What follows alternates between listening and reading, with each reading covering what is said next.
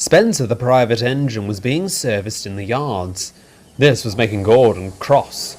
"This shed is for the Fat Controller's engines," he grumbled. "He should leave at once."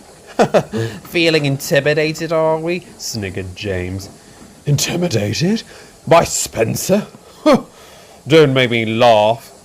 "Well, he is faster than you." "He isn't doing anything wrong," said Molly. "The Fat Controller has given his permission." Snorted Gordon. "Trust the has-been express engine to jump to his defence. Haven't you got a goods train to hide yourself in?" Molly looked hurt. "Oh, just because you're in a bad mood doesn't it mean you can speak to others in such a manner," retorted Emily. "So put a sock in it." Gordon did.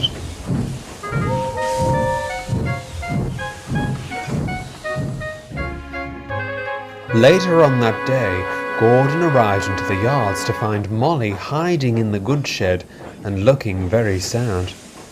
"She looks miserable," said Gordon. "Well spotted," remarked Emily.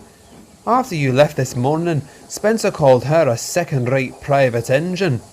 I wonder where he would have got that idea from." "I didn't know Molly was a private engine." "Oh, aye, she used to be. We all have our backstories, Gordon. Mind you, why would she tell you after you insulted her?" Gordon felt ashamed and wanted to apologise. "I'd leave the poor wee girl alone," advised Emily.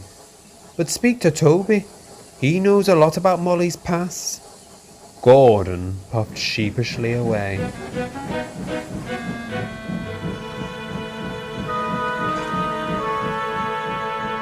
The next day, Gordon asked Toby all about Molly.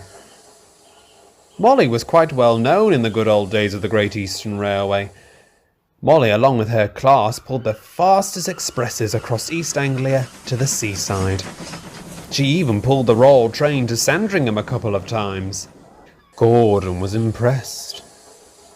But like all stories, soon other steam engines that were bigger, faster, more powerful than she was took over her work, and Molly ended up doing secondary duties. But she did have a stroke of luck. One of the old directors bought her and said she could pull expresses again. "Well, that's wonderful," said Gordon. "It was," agreed Toby. But others didn't think so, all because of her livery. The director had kindly asked Molly what colour she would like to be painted. She decided to choose yellow. As I understand it, it reminds her of sunny summer days at the seaside. But at the time, enthusiasts didn't want their societies to be associated with a bright yellow engine. They thought she looked silly, so refused to let Molly haul their trains.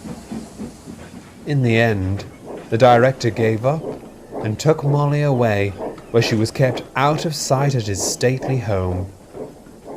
After many years hidden away, she was eventually gifted to the Fat Controller. "That's why Molly is a shy and sensitive engine, you see," continued Toby. "She's suffered a lot of oppression from others, which is a shame.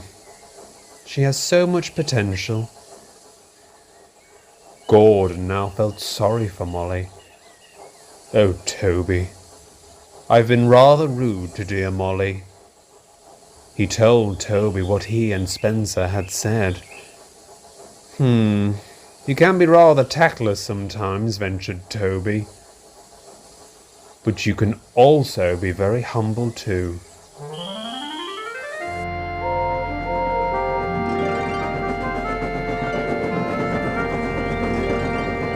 As Gordon steamed along with the express, he kept thinking how he could make things up with Molly. Then at last, he had an idea. "I'll do it tomorrow," he thought to himself.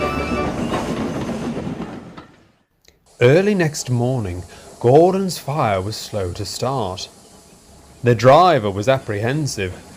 "The express will be late if we can't get him going." Molly was arranging her goods train close by. "Well, if that's the case, Molly should take the express," suggested Gordon. Molly overheard. What, me? I've never pulled the express before," she stuttered. But you are a former express engine.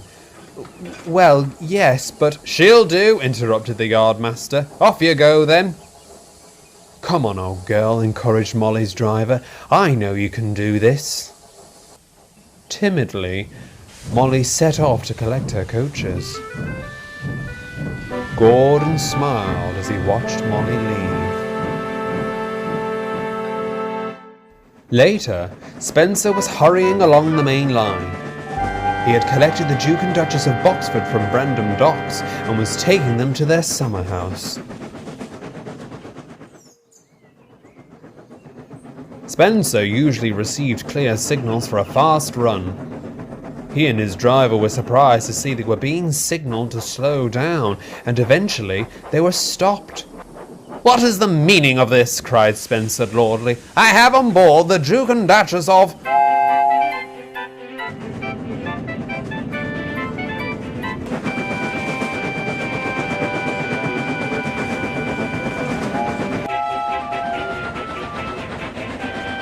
Molly thundered through the station, and in a flash of yellow was out of sight.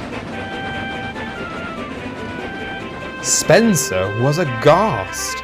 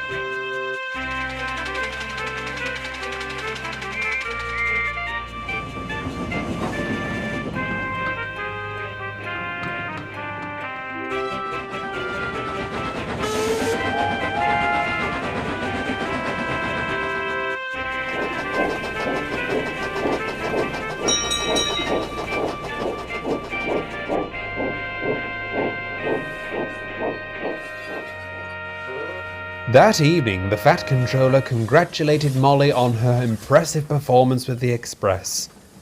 "Well done, Molly. It looks like you have some friendly competition for the Express, Gordon. I'm also looking in your direction too, Henry and James. Would you like to pull the Express sometimes?" "Only if that's all right with Gordon," said Molly respectfully. "Of course," agreed Gordon happily. After the Fat Controller left, Gordon apologized to Molly. "That's all right," she said. "Thank you for letting me take the Express." "My pleasure. But I do regret one thing." "Oh, what's that?" "Not being able to see Spencer's face when he saw you fly past." The two engines just laughed.